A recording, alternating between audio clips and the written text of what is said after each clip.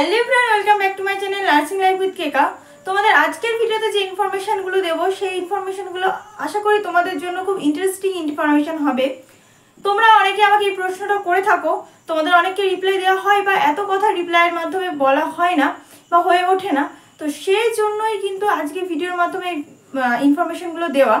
তোমরা অনেকেই আমাকে প্রশ্ন করো, দিদি তুমি কেন এএনএম করলে?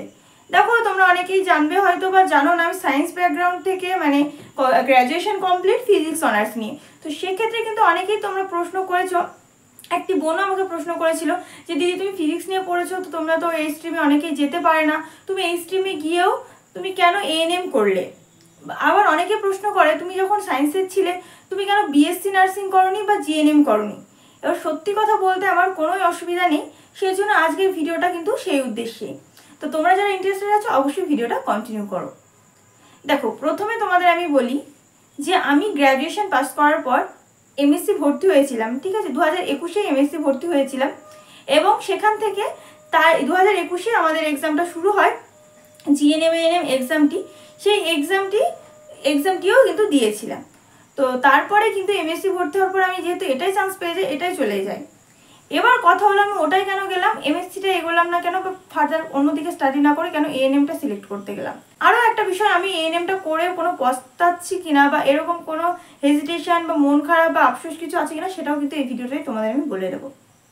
দেখো, যেটা বললাম, আমি যখন 2021-এ গ্র্যাজুয়েশন পাস করি, তারপর এমএসসি পড়ছিলাম।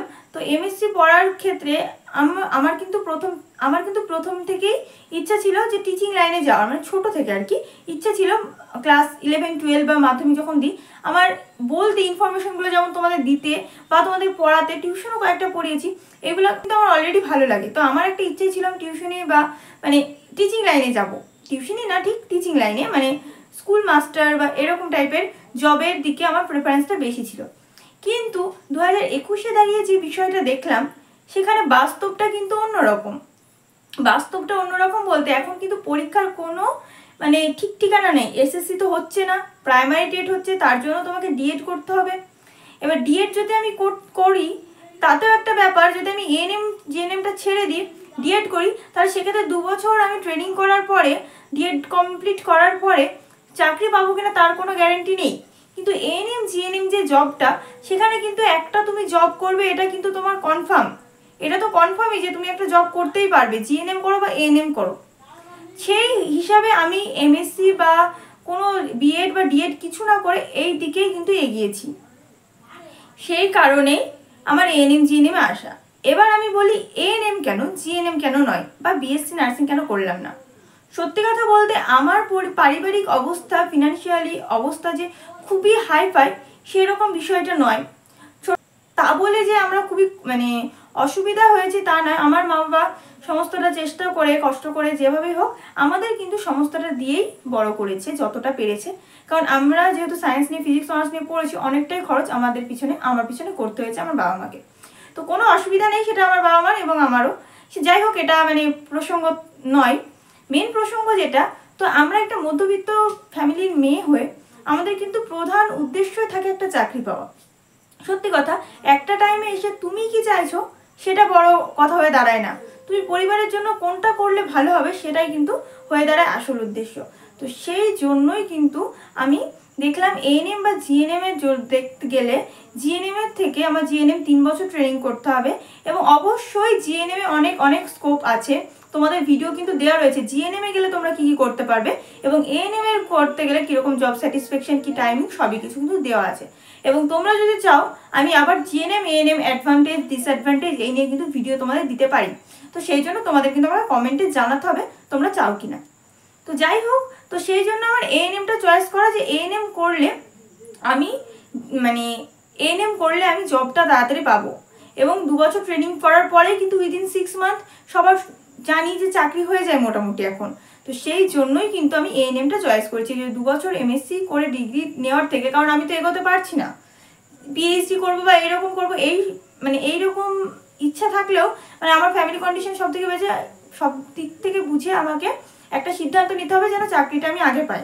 সেই জন্যই কিন্তু আমার এএনএমটা আরও চয়েস করা যে আমি 2 বছর পর কিন্তু উইদিন 6 মান্থ একটা চাকরি পেয়ে যাব।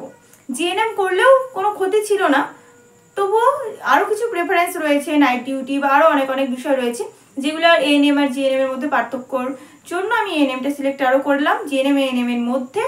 তবে যেমন জিএনএম এ নাইট ডিউটি শিফটিং ডিউটি অনেক ব্যাপার রয়েছে, সেরকম তোমার এএনএম এ সেগুলো না থাকলেও তোমার স্যালারিটা কিছুটা কম, জিএনএম এর তুলনায় কিছুটা কম, জিএনএম এর আর একটু বেশি, সেই বিষয়গুলো তো আছেই। তো এই বিষয়গুলো ডিটেলসে জানতে চাইলে অবশ্যই বলো, অন্য একটা ভিডিওতে বলে দেবো, নাহলে এই ভিডিওটা বড় হয়ে যাবে।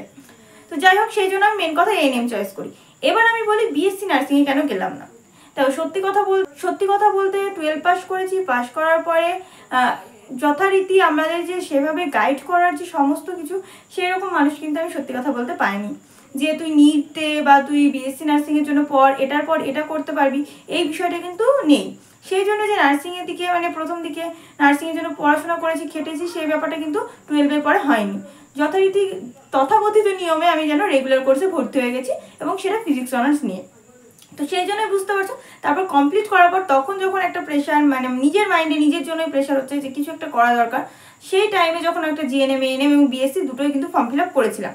তো সত্যি কথা বলতে বিএসসির জন্য আমি সেভাবে প্রিপারেশন কিছু নিইনি। তো সেক্ষেত্রে আমি বিএসসিতে খুব ভালো আমার র্যাঙ্ক হয়ও নি, আমি যাইও নি সেদিকটায়, বা আমি অতটা মানে ইন্টেনশনালি নিয়ে নিই যে বিএসসিটা দেবো বা এই কিছু, মানে বলছি না, সত্যি কথা বলতে গাইডও একটা প্রয়োজন হয়। এখনকার মতো এত ইউটিউব চ্যানেল বা এত কিছু এগুলো ফলো করার বিষয়গুলো বুঝতাম না। তো যাই হোক, এগুলো আমি একদম আমার সত্যি কথাটা বলছি তাই। তো সেই জন্য বিএসসি নার্সিংটা দিইনি, কিন্তু সেই বছর জিএনএম এএনএম, তবে আমি এএনএম জিএনএম এর জন্য ভালোই পড়াশোনা করেছিলাম, সেলফ স্টাডি করেছিলাম। তো সেসব বিষয়গুলো চেষ্টা করার পর তখনকার পরীক্ষার ক্রাইটেরিয়া এখনকার পরীক্ষার ক্রাইটেরিয়া কিছু আলাদা, সেগুলোও ফুলফিল করেছিলাম। সেই জন্য আমি কিন্তু এএনএমটা পেয়ে যাই, এএনএম চয়েস করি। এবার এএনএম না কাউন্সিলিং এসে জিএনএম আসলে জিএনএমটাও হয়তো করতাম, সেটা কোনো অসুবিধা ছিল না। যাই হোক, ভগবানের আশীর্বাদে আমরা সকলেই, আমরা 2021-এর ব্যাচ, আমরা কিন্তু বেরিয়ে চাকরি পেয়ে গেছি। এটা আমার জন্য না, 2021-এর যে এএনএম ব্যাচ রয়েছে তাদের কিন্তু সকলেরই একটা লাক যে তাদের ওয়েট করতে হয়নি, 1 মাসের মধ্যেই তারা জয়েন করে গেছে। তো এটাই ছিল আমার এএনএম জার্নি, বা অন্যান্য কিছু না করে এএনএমে আসার গল্প। তো তোমাদেরও যদি কন্ডিশন এরকম থাকে, আমি জানি অনেকেরই তোমাদের কন্ডিশন এইরকম, বাড়ির পরিস্থিতি, সামাজিক পরিস্থিতি সমস্ত কিছু বুঝিয়ে তোমাদের কিন্তু নিজের ড্রিমের তুলনায় কিন্তু একটা চেষ্টা হয়ে দাঁড়ায় যে চাকরিটা আগে দরকার, কোনো একটা সরকারি চাকরি দরকার। তো সেক্ষেত্রে তোমাদের এটা চয়েস হতে পারে। আর অবশ্যই একটা কথা বলো, তুমি যখন এই প্রফেশনে ঢুকবে না, তুমি হয়তো চাকরির জন্য ঢুকলে কিন্তু তোমার কিন্তু মানবতা, সেই মানবতা চলে আসবে, তোমার সেই নিজের মধ্যে নিজের প্রতি একটা রেসপেক্ট জন্মে যাবে যে তুমি মানুষের ভালো করতে পারছো, মানুষকে সেবা করতে পারছো। তো সেটা পেয়ে আমি অনেক খুশি যে আমি কিছু মানুষকে হেল্প করতে পারবো, কিছু সার্ভিস দিতে পারবো, সেই বিষয়ে আমি অনেকটাই খুশি। তো আমার এই চাকরি করে কোনো আফসোস এখনো নেই, কিন্তু অনেকে আমাকে বলে বা তোমরাও বলো যে তোমরা এত ভালো রেজাল্ট বা এত করে কেন তোমরা ফিজিক্স অনার্স নিয়ে পড়াশোনা করলে, সায়েন্স নিলে, এইদিকে আসলে। কিন্তু তোমরাই বলো, আমি কি ভুল করেছি? আমি কি সিদ্ধান্ত নিয়ে কোনো ভুল করেছি? আমার কিন্তু এখনকার, আমি এবার চাইলে বিএড করতে পারবো, ডিএড করতে পারবো। আমি কিন্তু যেহেতু আমার গ্র্যাজুয়েশন কমপ্লিট করা আছে, আমি কিন্তু এগোতে পারবো, ফার্দার লাইনে এগোতে পারবো একটা চাকরি করার পাশাপাশি। কিন্তু আমি যদি এখন বিএড করে, আমার যেসব ফ্রেন্ডরা আমাদের সমবয়সী বসে আছে, তারা তো বসে আছে বা প্রাইভেট টিউশন বা এইসবগুলো পড়াচ্ছে বা প্রাইভেট কোনো জব করছে, সেক্ষেত্রে তার থেকে একটা দিক ভালো হয়েছে।